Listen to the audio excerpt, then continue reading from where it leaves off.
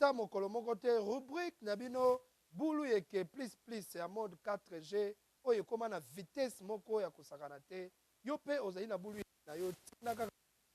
na numéro na biso ezali bongo affiché na écran bato bakomona yo malamu pe bakorépondre yo kitoko kasi bulu yeka lelo euti epai ya nani to découvrir yango ensemble eloko eza nango te bulu yekende kindoki kati na nkolo avant Matata Ponyo tozalaki na premier ministre te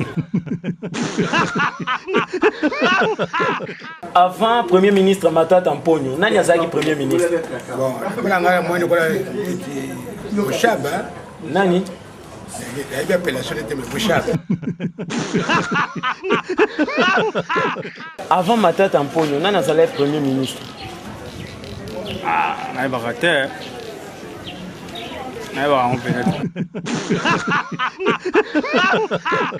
avant Matata Ponyo nani azalaki premier ministre avant Matata Ponyo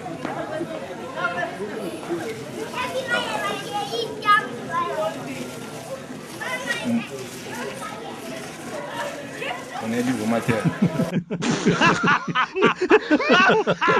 avant Matata Ponyo comme premier ministre nani azalaka premier ministre ezalaki nano tato Kizenga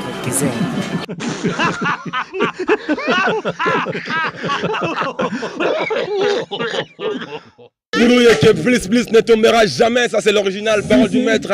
ça parle plus trop. Quand on connaît, on connaît. Et quand on ne connaît pas, on apprend, parole du jeune maître.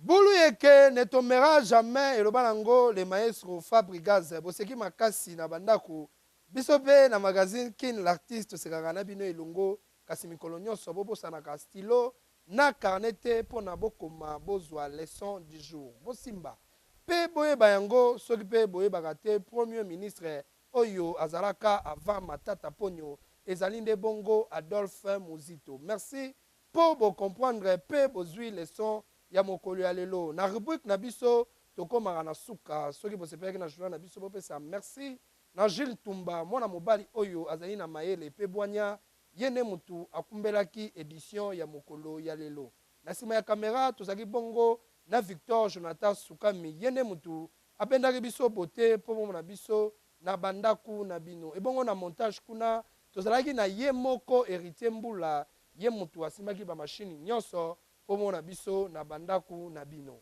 elongi ya sika mayele ya sika honorable Géry Biangani kitambo elongi ya sika mayele ya sika honorable Géry Biangani na bosani te beau frère na ngai préféré Rocky Bambale ye alandaka biso makasi motema malamu oyo azalaka nango yango topesi ye bambote bisika mizwami ye toloba lisusu nini tout travail mérite bien son salaire n'importe quoi yo nampiako otuna ngulu ape ngulu alobanga na ye te odundango magazine Kin l'artiste oyo balanda kaka tina ti tokutani na mikolo ezali koya po esala eloko te Guluwa, guluwa, guluwa.